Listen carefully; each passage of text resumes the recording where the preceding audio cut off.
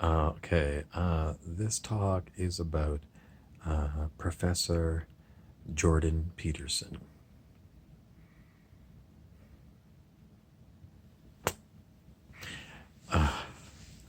Okay, well, I know people, he's either love him or hate him, or they sometimes sit on the fence and they can't figure him out. But I've never seen anyone rocket to superstardom on Facebook and YouTube and Instagram. I never heard of this guy one week, and the next week I couldn't find any place where he wasn't being posted. Out of the blue, this man, I think he was in Toronto, Canada, he was a professor of perhaps psychology. And I don't know. I don't know what happened. But I swear to God, one week I never heard of the man. And the next week he was everywhere all over the internet. Instant internet stardom or infamy.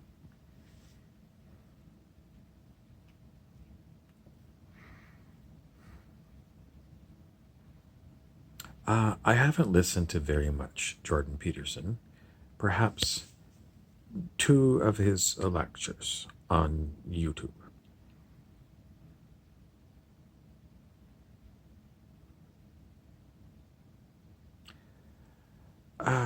I found him to be, I'm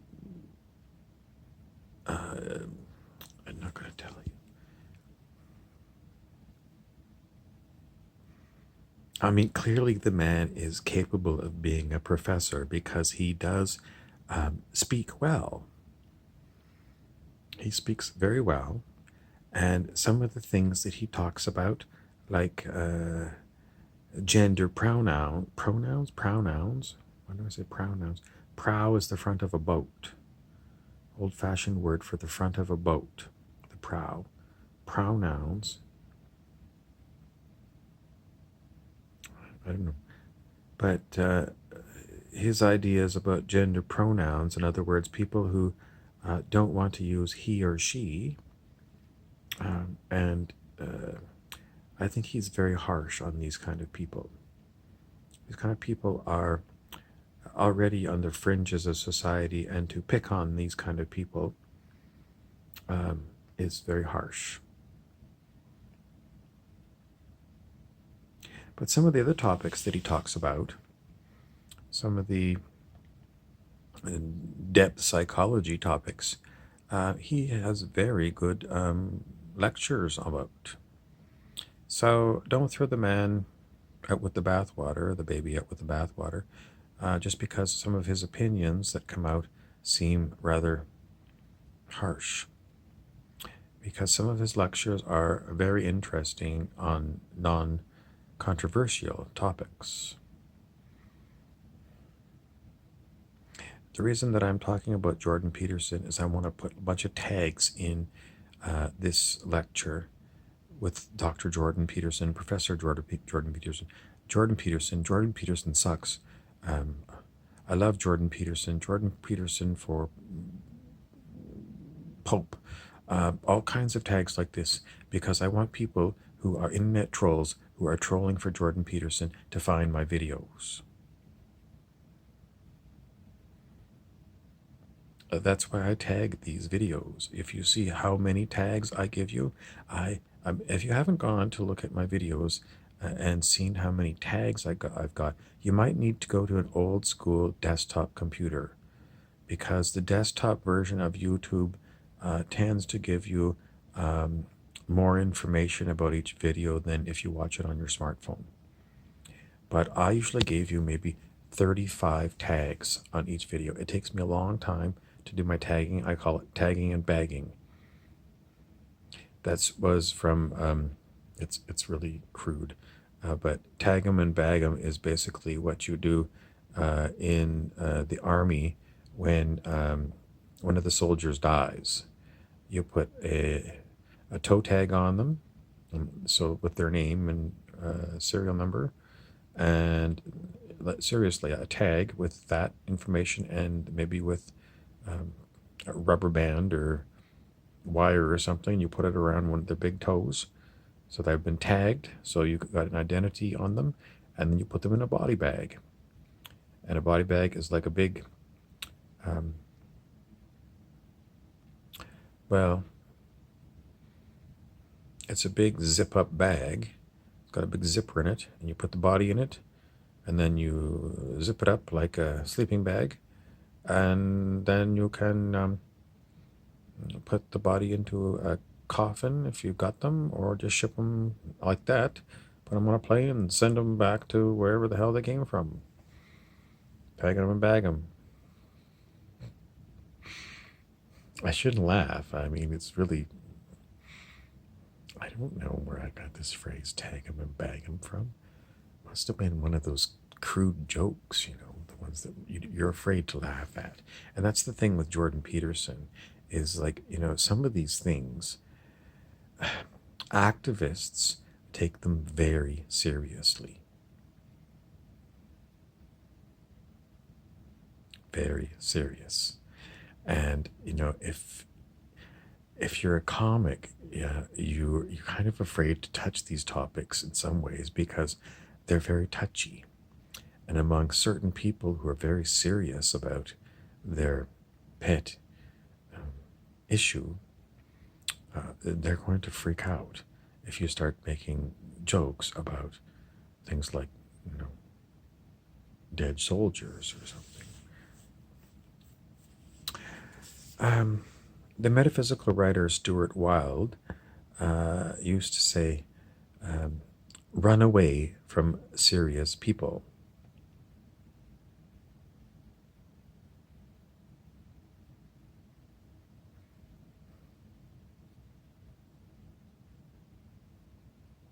Why?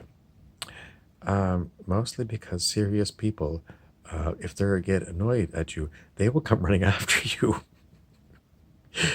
And they'll throw like rotten tomatoes at you, and they might want to rip your eyes out, and pull you around by your hair. You have to watch out for serious people. Serious people have got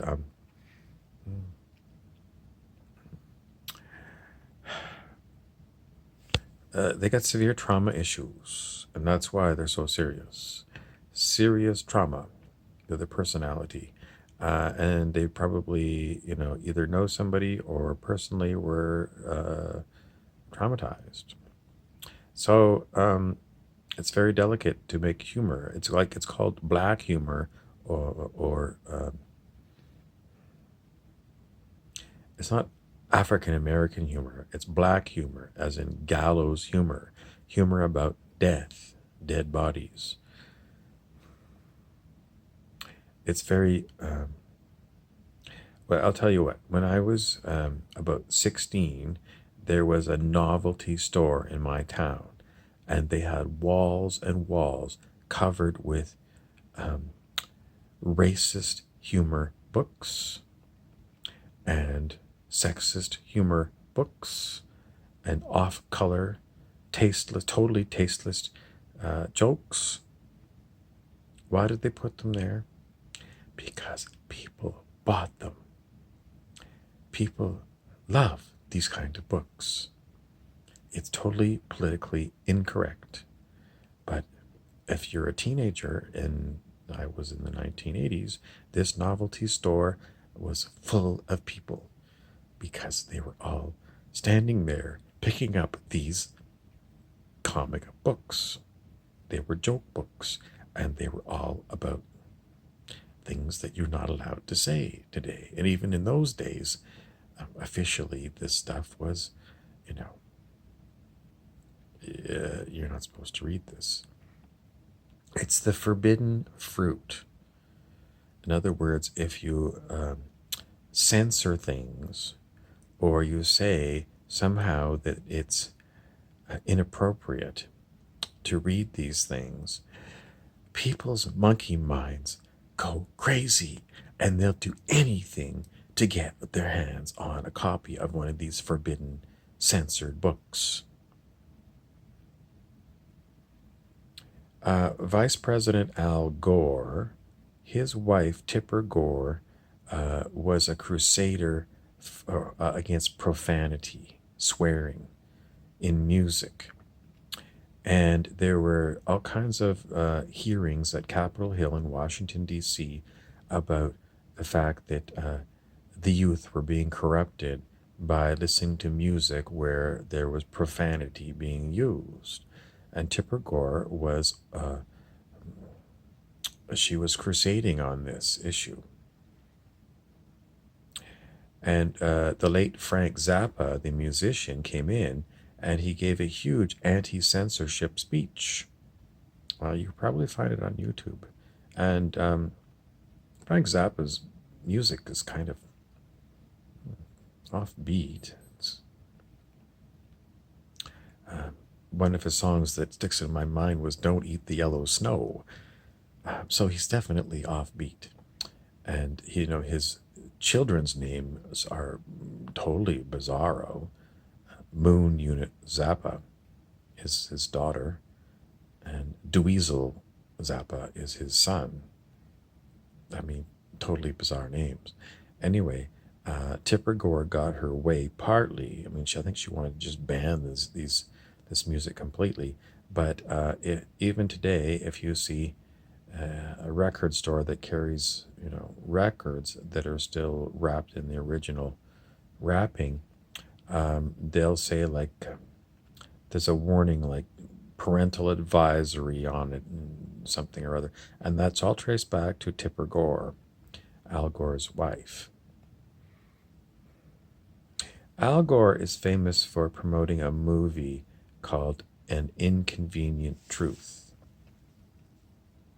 Al Gore is also famous for, during the campaign of his election, for talking about a lock box where you can put your money to save for old age. He treated the American public like they were idiots and they never heard of bank accounts before. That's truly, Al Gore treats adult Americans as if they are 8 years old. Incredibly, what is the word for people like this? Well, the infantilism is the usage of verbiage that makes adults or treats adults as if they're children, but it's paternalism. In other words, I'm smart and you're stupid. And paternalism is especially with a male saying, you're either a child or you're a woman, and you can't understand. You need a man to interpret things for you. But anyway, getting back to Al Gore's movie, An Inconvenient Truth, about global warming, what would Jordan Peterson say about it? Well, I'll give you my opinion on it. Al Gore has an agenda because as a politician, he's got to keep his political backers happy. And who are his political backers? Anyone who is investing in political campaigns is filthy rich. And why does Al Gore want us to put carbon taxes on gasoline and heating oil? Because Al Gore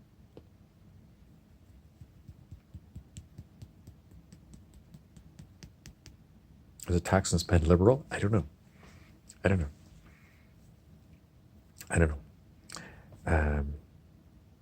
I think he's a buffoon, Al Gore. And as far as his movie goes, I never watched it. I would not pay money to go see that movie. I pay insanely high prices for gasoline that have got carbon taxes on it and excise taxes on it and all kinds of other taxes on it, value-added taxes on it. It's unbelievably expensive. And politician Al Gore, who says, we're going to have to tuck in our horns and tax the hell out of fossil fuels, is a wealthy man, and he flies around on jet planes giving speeches about things like the Inconvenient Truth movie.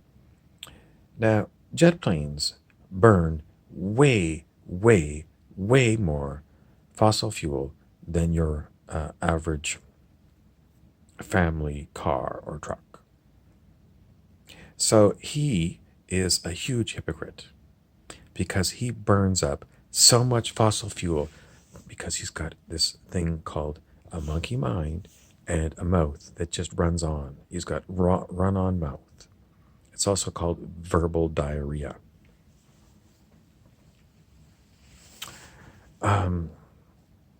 So he's a hypocrite, and he doesn't.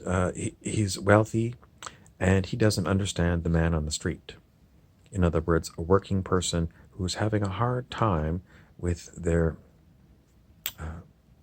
always increasing prices every time they go to the gas pump or the grocery store or any other place that is expecting you to pay up. The prices keep going up, and Al Gore, what does he want to do? Put the prices up even more. Now, the problem with carbon taxes is um, there's so many problems with it, but it is basically a penalty on being human in the United States of America and other Western nations. It's a huge penalty.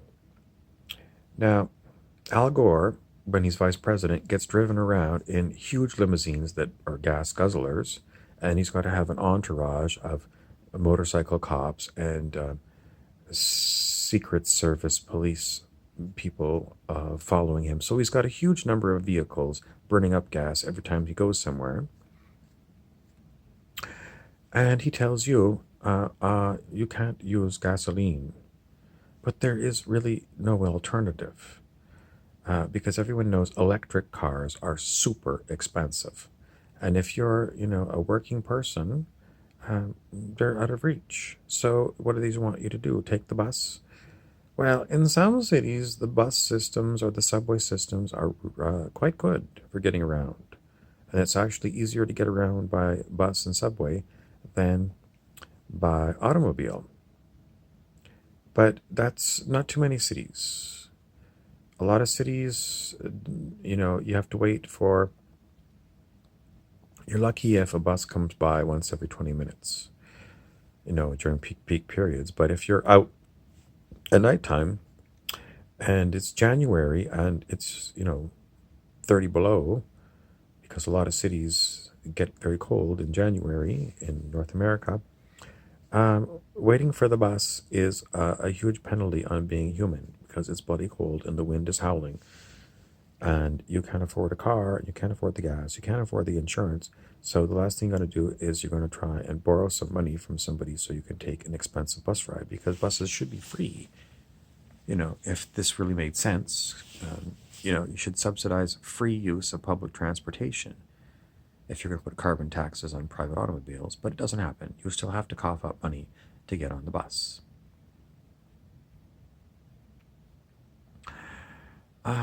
What else can I tell you about an inconvenient truth?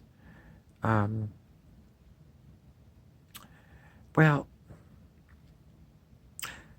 Americans tend to be rather large human beings. I don't know, some people say it's the hormones in the beef or in the milk, but compared to many other countries, Americans are physically larger. I mean, it's just something I've noticed. But Americans tend to be like Iowa farm boys, over 6 feet tall and hundreds of pounds. That's the men. A lot of Americans are overweight. I'm terribly sorry if you're an American, you're overweight. But it is a national epidemic of obesity in the United States, possibly because all your cities are designed for car culture. In other words, the cities in North America are not designed for you to walk to go to a market to buy fruits and vegetables and other things. they are designed so you have to get in a car, drive on a freeway to go to things like a Walmart or a Shopsies or something, miles and miles away. So you have to have a car to get there, because if you're going to take a bus, it's going to take you forever, all day to get somewhere on the bus in most cities.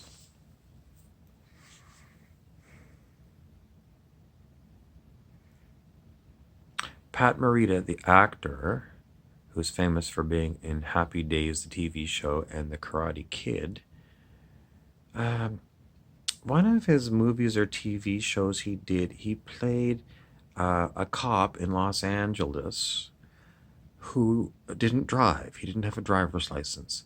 So he took the bus. He might have been a detective, but he took the bus all over Los Angeles. Funny anecdote. I should look that up. But anyway, that's my point. Um, uh, Penalizing people who are very large, who need, oh, that's what it was. Um, if the idea behind carbon taxes on fossil fuels, in other words, putting the price up on gasoline, is to encourage people to buy small cars. But as I just said, Americans, compared to people in other countries around the world, are huge people. And if you're going to jam someone over 6 feet and, I don't know, 230 pounds into a tiny Econobox car, they just can't fit. And it's them, and we'll try and get 4 adults in one of those tiny cars if 4 adults are really large. They don't fit, it's bloody uncomfortable, and the car is going to have a hard time getting up to highway speed. So Americans like large cars because they're large people. What are you supposed to do? There was a movie that came out in the past year or so with Matt Damon. It was called something about incredible shrinking people. So is that what you're supposed to do? You're like Alice in Wonderland. You take a little drink, something that says "drink me," and it's going to shrink you down to the size of Tom Thumb or something. I mean, seriously, people cannot make themselves smaller. And if you are in a nation of people who are very large, telling them they have to buy little tiny cars to get around in is asinine. So, Al Gore, you're an idiot. What else can I tell you about Jordan Peterson? Well, okay, let's go back to the fossil fuel thing. I talked about this before a long time ago, and I said, what are you expecting? Like electric planes? I thought that was ridiculous, the idea of, electric planes. A jumbo jet, a 777 Dreamliner or whatever it is, powered by batteries and electric engines. I thought that was ridiculous. And lo and behold, it was only like 6 weeks later that I saw some news article that said uh, these kind of planes, not the great big jumbo jets, but smaller planes, there are some planes now, must be custom made or something, but that fly on electric engines and batteries. I was floored. But, what else did I want to talk about? Well, other kinds of things. Um, Trains move incredible amounts of, um, those big cars that the shipment cards. So there's huge shipping containers that are loaded in some port in China, full of Chinese-made junk, and they're shipped across the ocean and they land at places like Los Angeles, Seattle, San Diego, Vancouver, Canada. And there, the shipping container is offloaded, and then it is loaded onto a railway car, and then it's shipped to various places across North America. Railways are quite an efficient way to move heavy goods. There's very low friction between steel wheels on a railway car and steel rails compared to trucking, which uses a hell of a lot of diesel fuel on rubber tires. The rolling resistance on rubber tires is much higher than on steel wheels on steel rails. So railways are very energy efficient, but they burn fossil fuel, and railways have got to pay these carbon taxes. I don't know how you are going to get a railway. I was going to say to go electric, but I guess there are these maglev trains in like France that are move very fast, and in Japan that move very fast. But I think they're passenger trains. If you're going to electrify all the railway lines across the world, it's going to cost a bloody fortune. And you're going to need huge voltage in order to get that amount of mass, the amount of weight on one of these enormous trains. That's why they've got usually like two or three locomotive engines. They're diesel electric, so there's a diesel internal combustion engine that charges either batteries or that go, I think it's batteries that go and power electric motors. But there's a hell of a lot of power in diesel engines. And if you're going to, I don't know, it sounds incredibly costly to go and electrify all these railway lines. The maintenance is going to be incredible because, that's just a lot of infrastructure. But if you're going to get rid of fossil fuels, you're going to have to electrify